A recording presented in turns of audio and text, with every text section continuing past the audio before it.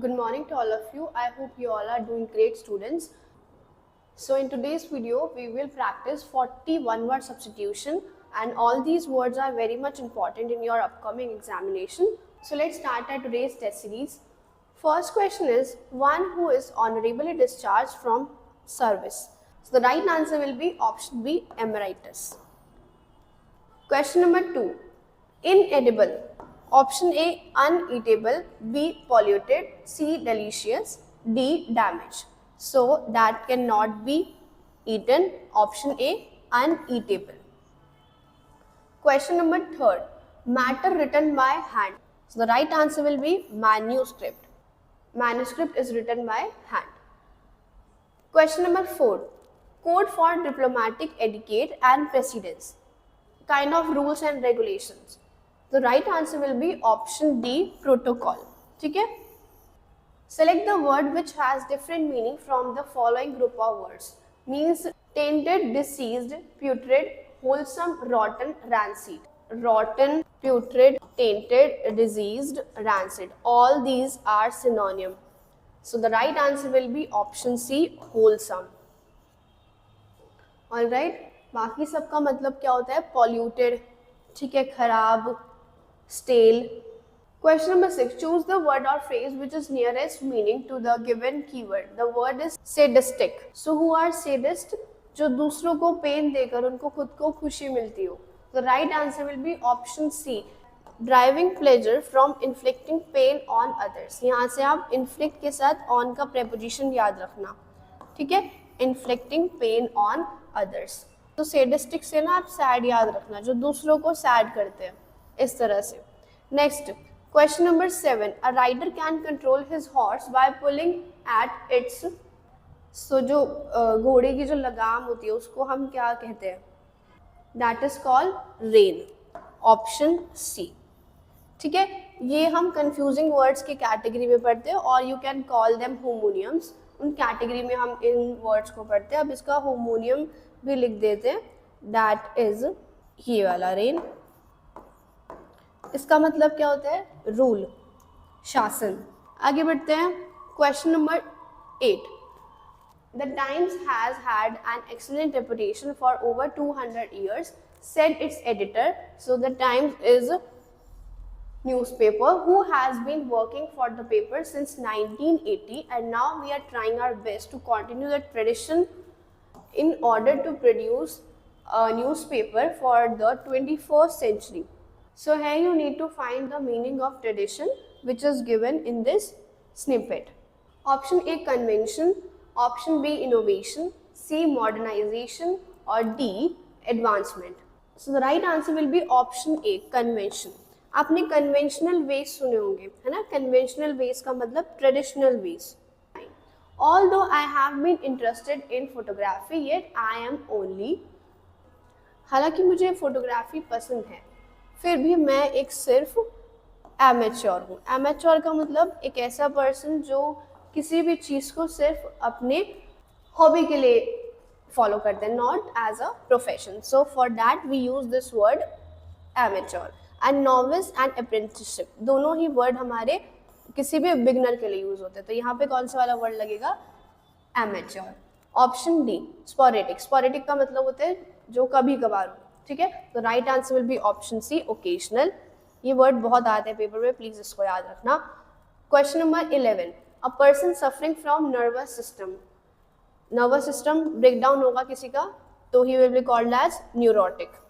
Eccentric का मतलब सन की. Question number 12.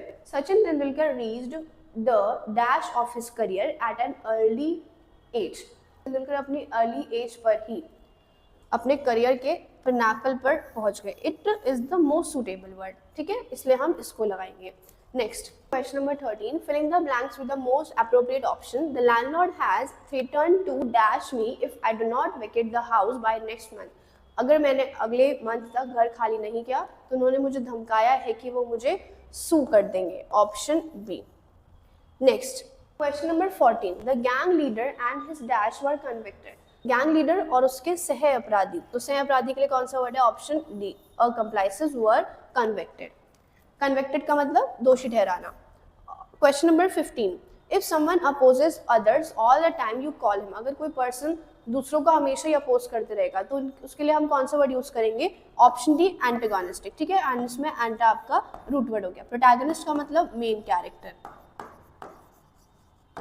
ठीक है, कोई भी बुक है, कोई भी नॉवल है जो उसका हीरो होगा, मेन कैरेक्टर होगा, उसको हम क्या कहेंगे? Protagonist. Question number 16, one who is habitually kind to others, जो पर्सन हमेशा सामने वाले से काइंड रहता है, he will be called as altruist. ठीक है, altruist. Question number 17, the practice of having more than one wife at a same time, एक ही टाइम पर एक से ज्यादा वाइफ रखना, उसके लिए कौन सा वाला वर्ड आएगा? ऑप्शन ए पॉलीगैमी। मोनोगैमी एक शादी के लिए आएगा एंड पॉलीगैमी मल्टीपल के लिए आएगा। Question number 18, he received a standing ovation from the audience as an eminent professor of sociology. इसमें आपका ये जो अंडरलाइन वाला पार्ट है ये गलत है। ठीक है, तो इस वाले एमिनेंट की जगह पे कौन सा आएगा? ई वाला एमिनेंट। इस वाले एमिनेंट का मतलब जो रिस्पेक्टेड है या फेमस है, और फेमस पर्सनालिटी के लिए हम ई वाले एमिनेंट का यूज़ करते हैं। एंड इस वाले एमिनेंट का यूज़ करते हैं जो भी चीज़ आने वाली होती है, जो भी चीज़ अपकमिंग होती है। इसके आगे हम लिख देते हैं that is likely to happen. Question number 19, a place where everything is perfect, एक ऐसी प्लेस जहाँ पे सब कुछ परफेक्ट लगे। Right answer will be option D utopia. The Spanish regarding, Spanish ने उसको एक इम्पोस्टर समझा। The right answer will be option A impostor. Impostor का मतलब पाखंडी। ठीक है, जो दूसरे के भेस में हो। Question number 21, one for whom the whole world is one's home. Option A cosmopolitan, B humanitarian, C international और D tourist. So the right answer will be option A cosmopolitan. Question number 22, the government by the nobles, nobles के द्वारा अगर कोई government होगी it will be called as aristocracy. Democracy people के द्वारा, लोगों के द्वारा, autocracy by one person, bureaucracy by officials. जो हमारे IAS IPS होते हैं उनको हम ब्यूरोक्रेट्स बोलते हैं, तो उनके द्वारा गवर्नमेंट होगी तो that will be called as bureaucracy. Question number 23, hybrid का आपको नियरेस्ट वर्ड बताना है। हाइब्रिड प्लांट सुने होंगे आपने, ठीक है, हाइब्रिड वेजिटेबल्स सुने आपने, तो उसके लिए कौन सा वाला वर्ड आएगा? Option A cross breed. Question number 24, a person who speak for another, एक ऐसा पर्सन दूसरे के लिए बोलेगा, he will be called as spokesman. 25, a common place remark, a common place remark किसको कहा जाता है? ऑप्शन ए प्लैटिट्यूड। प्लैटिट्यूड का मतलब घिसी पिटी बात है। ठीक है, वो सेम ही रिमार्क है, उसमें कुछ भी नई इंटरेस्टिंग चीजें नहीं है। Here you can see a word epi. Whenever a poem expresses an idea in a very interesting way, so you can call it epigram. So let me write it.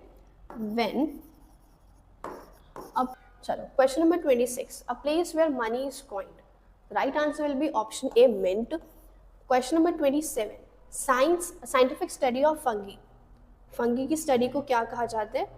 Option A mycology.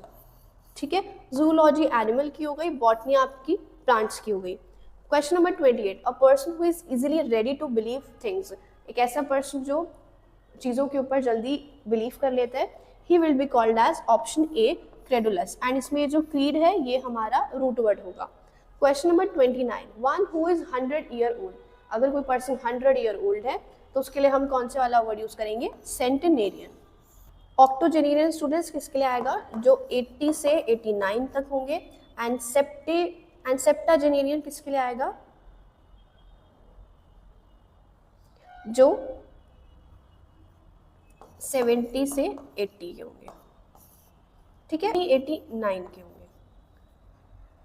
चलो question number 30, the study of insect was a fascinating pursuit for him, study of insect को क्या कहा जाता है? Option D entomology. इसको ना आप aunt से याद रखना। एटिमोलॉजी किसकी होती है स्टूडेंट्स? एटिमोलॉजी, सो एटिमोलॉजी आपकी होती है जो आपके वर्ड्स होते हैं ना, कि कौन सा वर्ड कहाँ से आया, वर्ड्स का इवोल्यूशन कैसे हुआ, एटिमोलॉजी आपकी उसकी होती है। जूलॉजी आपकी एनिमल्स की होगी। एंड एंथ्रोपोलॉजी बताओ किसकी होगी? एंथ्रोपोलॉजी आपकी ह्यूमन बींग्स की होगी। सो एंथ्रोपोलॉजी ह्यूमन बींग्स की, जूलॉजी एनिमल्स की, एटिमोलॉजी वर्ड्स की एंड एंटिमोलॉजी आपकी इंसेक्ट की। क्वेश्चन नंबर 31, इमोरल का आपको नियरेस्ट वर्ड बताना है। A person who lacks moral, the right answer will be option B unprincipled. 32, the lovers were meeting each other secretly but their dash affair was soon known to others। जो lovers थे वो छुप छुप कर मिलते थे, लेकिन जो उनका secretive affair था वो सबको पता चल गया। So secretive के लिए कौन सा वर्ड है? Option A, clandestine। Question number 33, decision that can not be taken back, एक ऐसा डिसीजन जिसको वापस नहीं लिया जा सकता, इट इज कॉल्ड इररिवोकेबल। इसमें रिवोकेबल हो जाएगा जिसको वापस लिया जा सकता है। Question number 34, fully in agreement, fully in agreement, unanimous and anonymous जो स्ट्रेंज होता है, ठीक है, विदाउट नेम लिख सकते हो आप। इफ अगर आपको किसी ने लेटर भेजा, ठीक है, और उसके ऊपर नाम नहीं लिखा, so you can say it is anonymous letter without name. Then obsolete which is no longer in use. Question number 35 देखते हैं। 35 इज साइनोसॉर। साइनोसॉर का मतलब सेंटर ऑफ अटेंशन और admiration. Answer option number C. Question number 35 में आपको option D दे रखा है, rejoice. Rejoice का मीनिंग भी लिख लो, ऑप्शन डी रिजॉइस। रिजॉइस का मतलब jubilate, means when you show full of happiness, when you are very happy। Question number 36, a person who is appointed by two parties to solve a dispute। जब एक person को party के dispute को solve कराने के लिए higher किया जाता है, हम उसको क्या कहते हैं? arbitrator। 37, words inscribed on a tomb is called epitaph। 38, they were delighted to see a dash of fish near the bank of the river। नदी के किनारे उन्होंने जब एक फिश के शोल को देखा तो वो खुश हुए। अब शोल एंड स्कूल दोनों ही वर्ड फिश के ग्रुप के लिए कहे जाते हैं। Question number 39, release of a prisoner from jail on certain terms and condition. अब बताइए, जब कोई पर्सन जेल से बाहर आता है कुछ टाइम के लिए, कुछ टर्म्स और कंडीशन पर, तो उसको हम क्या बोलते हैं? पैरोल। पार्डन का मतलब माफ़ी होता है। Last, the policy of extending a country's empire and influence. Country के एम्पायर और इन्फ्लुएंस को बढ़ाने के लिए जो पॉलिसी ली जाती है उसको हम क्या कहते हैं? और आप बोल सकते हैं पावर को बढ़ाने के लिए उसको हम क्या कहते हैं? Option D, imperialism. ये हिस्ट्री में पढ़ते हैं, जब भी कोई राजा अपने पावर को, अपने क्षेत्र को और अपने इन्फ्लुएंस को बढ़ाना चाहते हैं तो वो कौन कौन से तरीके अपनाते हैं। Okay, that's all. ये थे हमारे कुछ इंपॉर्टेंट वन वर्ड सब्स्टिट्यूशन। ये टेस्ट सीरीज आपकी चलती रहेगी, आपको डेली एक शॉर्ट मिलेगा, डेली आपको एक इस तरह का टेस्ट सीरीज मिलेगा and last daily English vocabulary की प्रैक्टिस होगी। Okay, thank you.